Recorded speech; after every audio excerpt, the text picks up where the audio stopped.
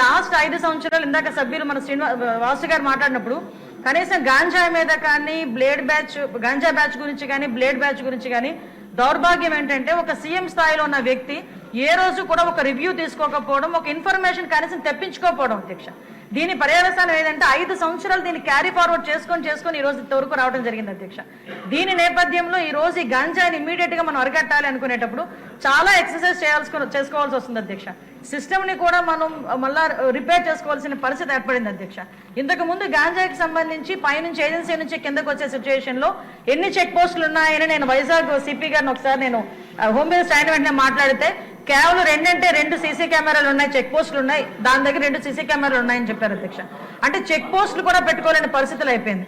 ఈ రోజు మళ్ళా తిరిగి గాంజా నిర్మూలనకి పర్టికులర్ గా ఎక్కడెక్కడైతే ఏరియాస్ నుంచి అయితే మనకి ట్రాన్స్పోర్ట్ జరుగుతుందో ఆ ట్రాన్స్పోర్ట్ అన్ని ఏరియాలలోని కూడా చెక్ పోస్టులు ఏర్పాటు చేసుకున్నాం. చెక్ పోస్టుల దగ్గర సీసీ కెమెరాస్ ఏర్పాటు చేసుకున్నాం అధ్యక్ష. ఏ గాంజా తీసుకునే వ్యక్తి కూడా ఎక్కడ కూడా తప్పించుకోకూడదనే ఉద్దేశంతోనే సర్వేలెన్స్ కింద సీసీ కెమెరాలు ఆల్రెడీ ఫిక్స్ చేస్తున్నాం అధ్యక్ష. దీని నేపథ్యంలోనే మనం అర్థం చేసుకుంటే అధ్యక్ష, ఈ 5 నెలల కాలంలో మనం వచ్చిన ఎన్డీఏ గవర్నమెంట్ వచ్చిన 5 నెలల కాలంలోనే సుమారుగా 25,000 కేజీల గాంజాని ఈ రోజు పట్టుకొని గవర్నమెంట్ స్వాధీనం చేసుకునే పరిస్థితి, పోలీస్ డిపార్ట్మెంట్ వాళ్ళు పట్టుకొని స్వాధీనం చేసుకునే పరిస్థితి కనిపించింది అధ్యక్ష. దగ్గర 916 మందిని కూడా ఈ రోజు మనం జూన్ నుంచి అక్టోబర్ వరకు చూసుకుంటే 916 మంది మీద ఆల్రెడీ కేసులు నమోదైన వాళ్ళందరూ కూడా వెళ్ళారు అధ్యక్ష. ఇందాక గౌరవ సభ్యులు కూడా జైలుకి సంబంధించిన విషయం కూడా చెప్తున్నారు అధ్యక్ష. ఇంతకు ముందు ఏం జరిగిందన్న దాని గురించి ఈ రోజు నేను చెప్పక్కర్లేదు, మీరు చెప్పక్కర్లేదు, ప్రపంచం అంతా కూడా తెలుసు.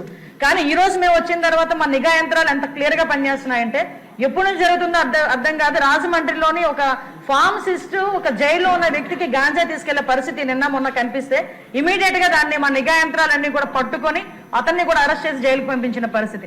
మీరు అన్నట్టుగానే ఎక్కువ ఏజెన్సీ ఏరియాలోని చిన్న పిల్లలు దీనికి ఎడిక్ట్ అయిపోయే పరిస్థితి కనిపిస్తుంది అధ్యక్ష.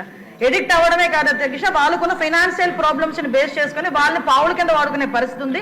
కాబట్టి గాంజా బ్యాచ్ల్లోని గాంజాలు సరఫరా చేసేవారు కానీ గాంజా తీసుకునే వాళ్ళకి కూడా అధ్యక్ష ఈ రోజు ఏదో తీసుకొచ్చాము, జైల్లో పెట్టేసాము, వాళ్ళకి రిమాండ్ తీసేసాము, తర్వాత బెయిల్ బయటకు వచ్చి వాళ్ళు అలా చేసే కన్నా వీళ్ళు చేసిన వెంటనే వీళ్ళ మీద పీడియాక్ట్ పెట్టడమే కాదు అధ్యక్ష, వీళ్ళ ఆస్తులు కూడా జప్తు చేయడానికి వీలైతే వాళ్ళకి ఆస్తి ఏమీ లేకపోతే వాళ్ళ దగ్గర ఉన్న ఆధార్ కార్డులు కానీ వాళ్ళ దగ్గర ఉన్న రేషన్ కార్డ్స్ కానీ అలాంటివి కూడా సీజ్ చేసే పరిస్థితి కూడా రప్పించాలి అని గౌరవ ముఖ్యమంత్రి గారు కూడా మాకు ఆదేశాలు ఇవ్వడం జరిగింది అధ్యక్ష. దాని మీద కూడా ముందుకెళ్తున్నాం.